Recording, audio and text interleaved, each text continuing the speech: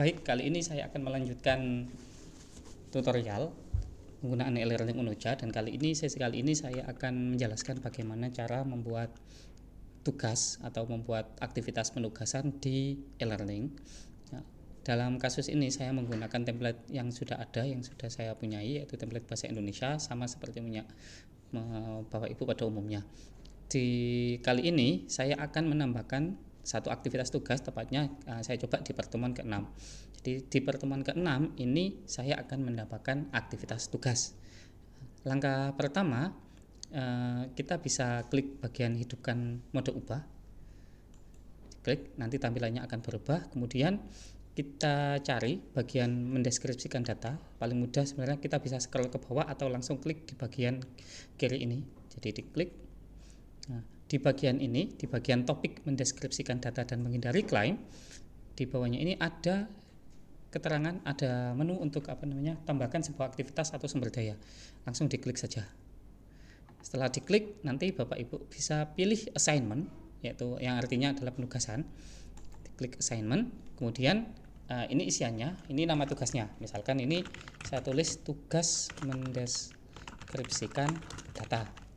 Nah, kalau yang di sini deskripsinya, jadi kalau misalkan Bapak Ibu ingin menjelaskan detailnya, contoh misalkan silakan cari data, misalkan gitu, kemudian deskripsikan. Nah, misalkan saya tuliskan keterangan perintahnya di sini, di deskripsi. Nah, kalau Bapak Ibu ingin menampilkan deskripsi ini di kelas, maka tinggal dicentang saja. Kali ini saya centang. Nah, di bagian berikutnya di sini kalau misalkan memang ada file tambahannya, tinggal ditambahkan filenya. Cuma kali ini saya tidak akan menambahkan itu. Di bagian availability, nah ini ada banyak pilihan. Yang pertama ini izinkan kiriman dari. Jadi ini untuk mulai kapan kiriman tersebut bisa dilakukan. Kalau yang bawah ini batas waktu, itu sampai kapan tugas ini bisa dilakukan, jadi dikirim. Jadi misalkan kalau mau dibuat hanya beberapa hari, 25 sampai 1 Maret juga silakan ditentukan, termasuk jamnya saja. Ini selanjutnya kalau misalkan ada batas akhir waktu, jadi setelah batas akhir waktu ini mahasiswa sudah tidak bisa upload tugas lagi. Kalau yang di atas ini masih bisa, tapi nanti ada pembedanya. Nah, sementara saya biarkan seperti ini. Kalau Bapak Ibu mau menegaskan batas akhir waktunya, nanti ini bisa diaktifkan. Untuk submission type-nya, ini kalau misalkan hanya memerlukan teks daring, maka bisa diklik teks daring. Kalau memang kita bisa mengetik di sana. Kemudian kalau misalkan butuh berkas, maka klik bagian pengiriman berkas. Sementara saya tulis seperti ini. Kemudian untuk jumlah batas kata saya rasa cukup jelas. Jumlah maksimum berkas ini kalau dibiarkan saja. Jadi nanti mahasiswa bisa upload sampai 20 file gitu.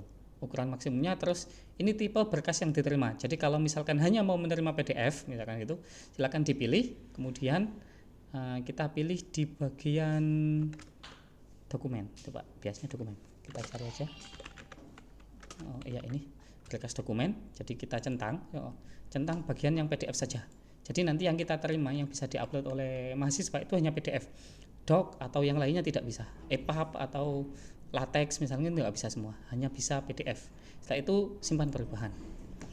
Nah, jika Bapak Ibu menginginkan pengaturan lanjutan, bisa ke bagian submission setting misalnya. Jadi ini misalkan ini di bagian ya, berarti ada, kalau misalkan ini dibuat ya berarti mahasiswa harus klik submit, tapi kalau enggak ya tidak masalah. Nah, kalau misalkan di bagian ini kesempatan dibuka kembali, kalau misalkan never berarti sekali mahasiswa upload tugas maka dia tidak bisa mengedit lagi. Tapi kalau misalkan mau dibuat bisa ngedit, maka kita bisa set manual atau sampai otomatis sampai selesai. Termasuk juga berapa kali uji coba usahanya. Jadi kalau misalkan mau tidak terbatas juga bisa, mau sampai 2 kali saja bisa. Artinya kalau 2 kali berarti nanti ada kesempatan untuk memperbaiki sebanyak 2 kali. Ini kita buat 3.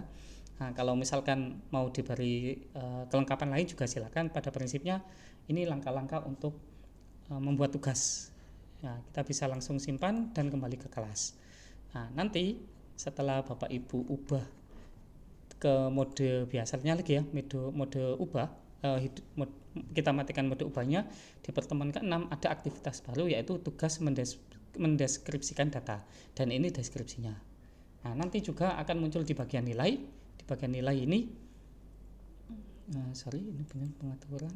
Nah, di bagian nilai nanti ini juga akan muncul. Jadi sekarang tidak hanya daftar hadir, tapi ada juga tugas mendeskripsikan data. Bapak itu Bu bisa set bobotnya. Kalau misalkan bobot tugas ini adalah 30%, tinggal tulis saja 30, kemudian simpan perubahan. Nah, ini otomatis berubah karena total kita tadi tidak sampai ya. Jadi kita buat ini 30, yang ini 70 misalkan ya, daftar hadir, simpan perubahan, ya bisa. Jadi tugas tadi itu memiliki bobot sebanyak 30% gitu. Nah, demikian tutorial tugas pembuatan aktivitas tugas.